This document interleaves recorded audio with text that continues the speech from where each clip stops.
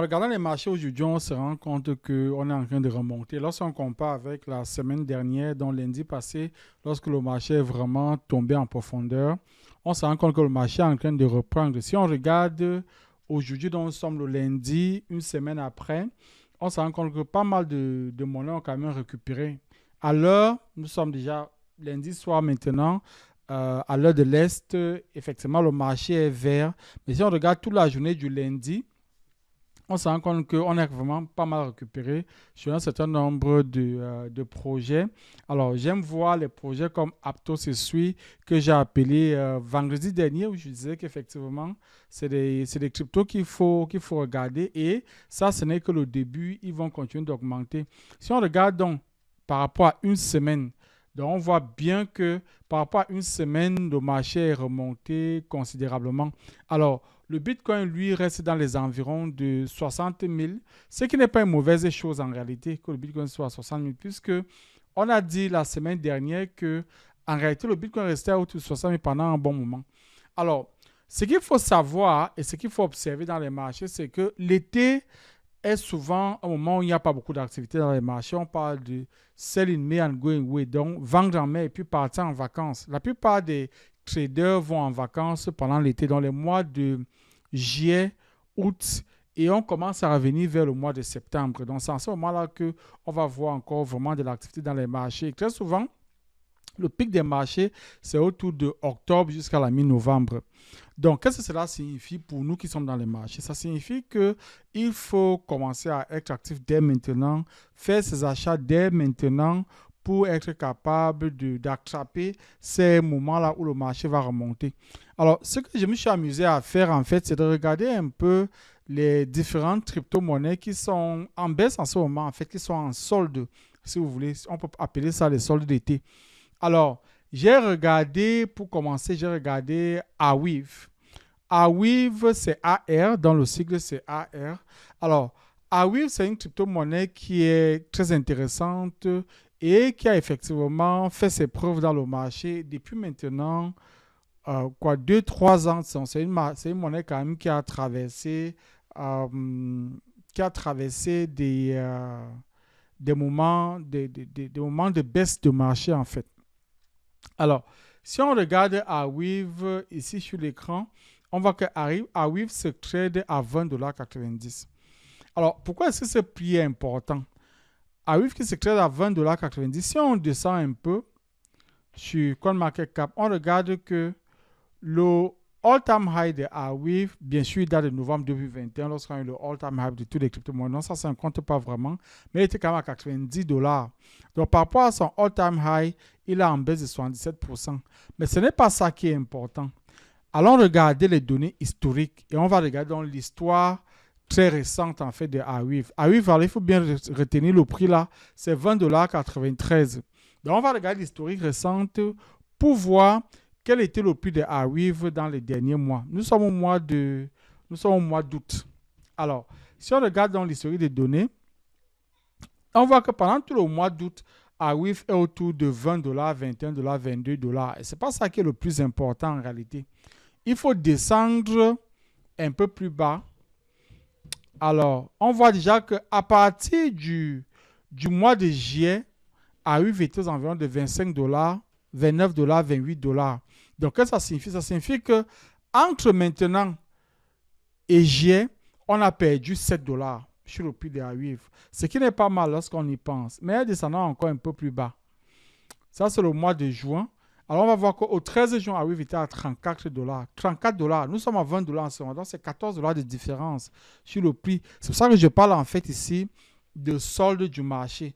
Alors, descendant un peu plus bas, on va voir qu'au mois de mai, Awiv était à 40 $. 40 $.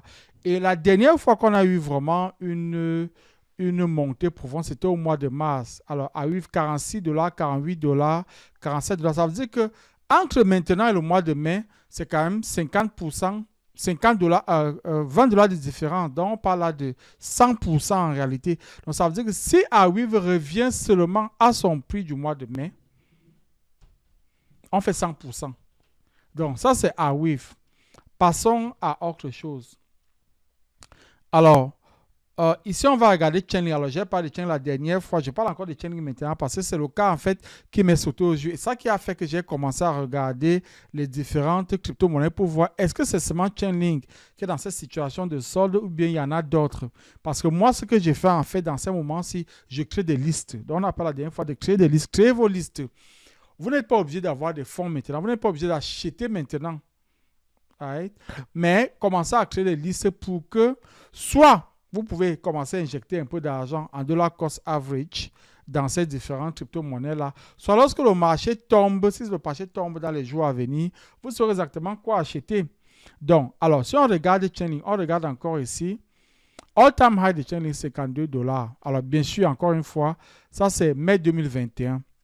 Alors, allons voir l'historique des données. Moi, je regarde l'historique récente, en fait. Je ne regarde pas, il y a cela 2 ans ou 3 ans, ça ne m'intéresse pas beaucoup. Ce qui m'intéresse, c'est les 3, 4, 5 derniers mois. Qu'est-ce qui s'est passé sur cet actif-là?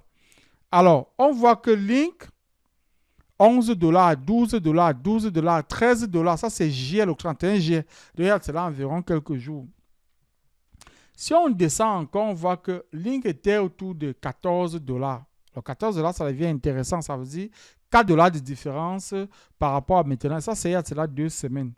Mais alors un peu plus bas parce que pendant des semaines, on a vu Link passer jusqu'à pratiquement $20. Alors, au mois de juin, $15, $16.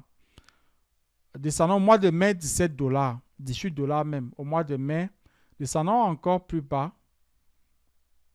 Descendons plus bas. Allons jusqu'au mois de mars, parce que c'est la mi-mars qui m'intéresse, en fait.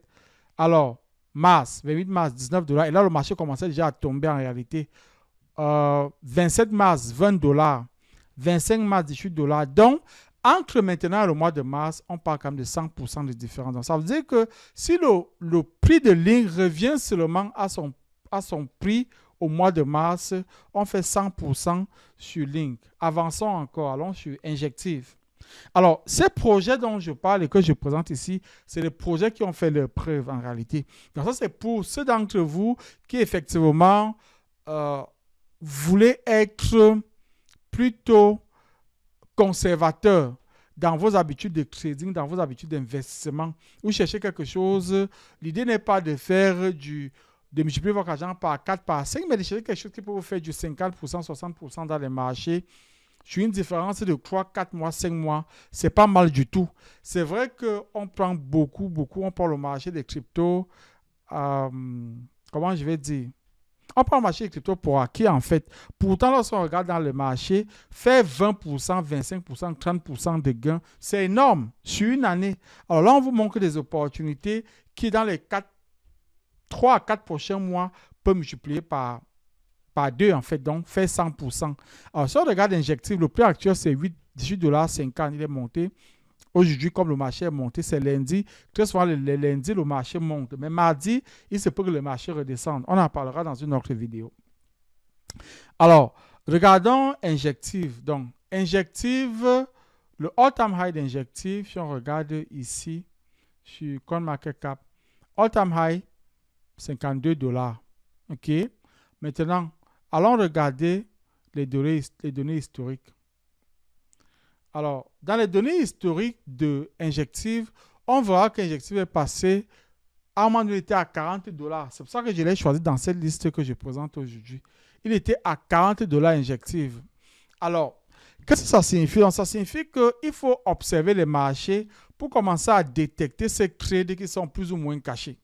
Alors, c'est des projets qui, même si le marché tombe, le marché ne ils peuvent remonter. En fait, c'est pour ça que j'ai choisi ces projets pour faire la présentation d'aujourd'hui. C'est des projets qui peuvent remonter en réalité. Alors, regardons Injective. C'est vrai qu'au mois d'août, il a beaucoup souffert. Il est tombé à $15, ce qui était un très bon trade. Mais regardez au mois de juillet, $25, $23, ça c'est le mois de juillet. Si on descend un peu plus bas, il est resté autour de $25, $26 pendant tout le mois de juillet, même le mois de juin. Au 13 juin, il était à $31. Or, nous sommes là à $18. Donc, près de quoi? 70% s'il remonte seulement à $31. Donc, à côté d'Injective, nous avons aussi Rune, donc RUNE de Torchain. Nous avons Atom. Atom qui est c'est une valeur sûre. C'est vrai que sa valeur, en réalité, on en parlera dans une autre vidéo, c'est beaucoup plus, il faut faire du staking avec Atom. Donc, c'est un play sur le long terme.